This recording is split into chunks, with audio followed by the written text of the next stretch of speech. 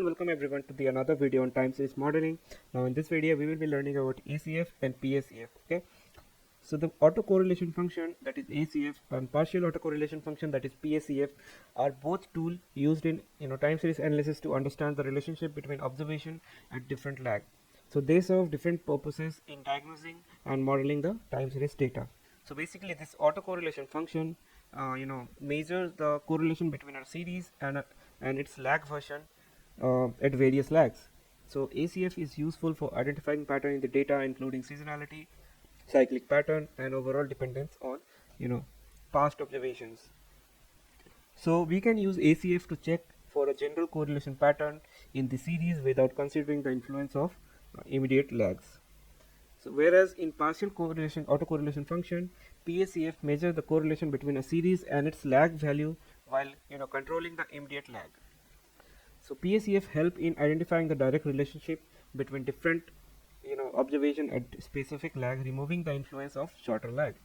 So use PACF to determine the direct effect of each lag on the current observation, helping in selecting the order of autoregressive term in the ARIMA model or detecting the cutoff in a significant lags.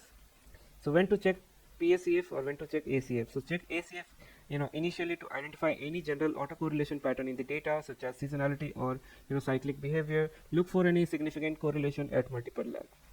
Whereas in PACF, after observing the ACF plot, use PACF to further investigate the direct relationship between the observations at specific lag.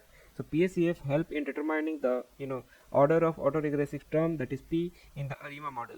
So we look for significant spikes in PACF that guide the selection of significant lag to include in the model. So what we do some initial assessment. How we do? So we start with both ACF and PACF to get overall understanding of temporal relationship in the series. We identify AR or MA term, that is autoregression and moving average term. Then we use ACF to identify MA term by observing the significant autocorrelation at specific tag.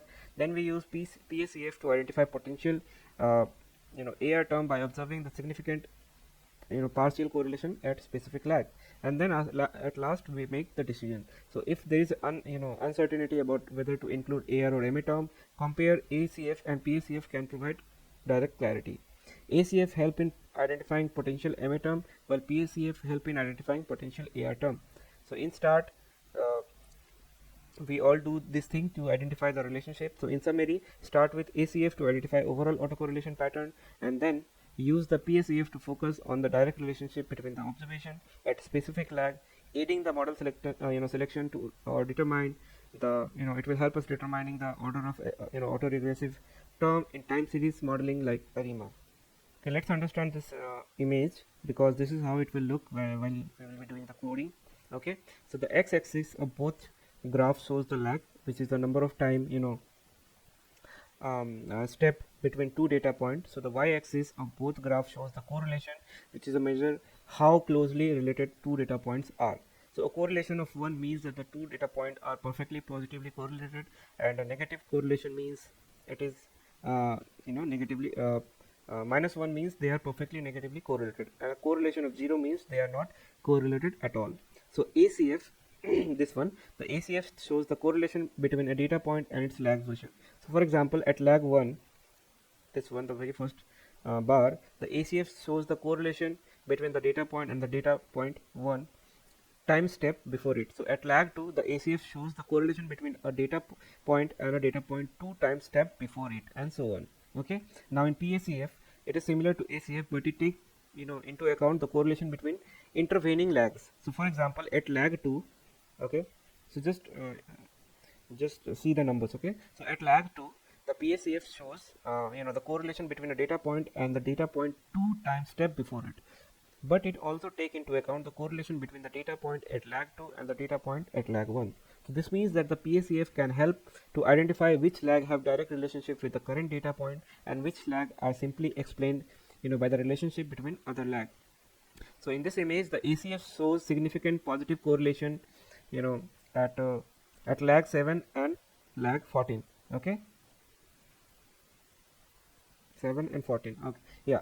So this suggests that there is seasonal pattern in the data, with the point or you can say period of 7 or 14 time step, the PACF shows significant positive correlation at lag 1 and 7. This suggests that the correlation at lag 7 are not simply due to correlation at lag 1, and that there is direct relationship between the data point at lag 7 and the current data point. So overall, this ACF and PACF can be used to help us identify order of autoregressive integrated moving average, that is ARIMA model, which is common statistical model used for time series forecasting. Okay, so see you in the next video, guys, where we will be learning about external factors. Okay, thank you for joining. See you.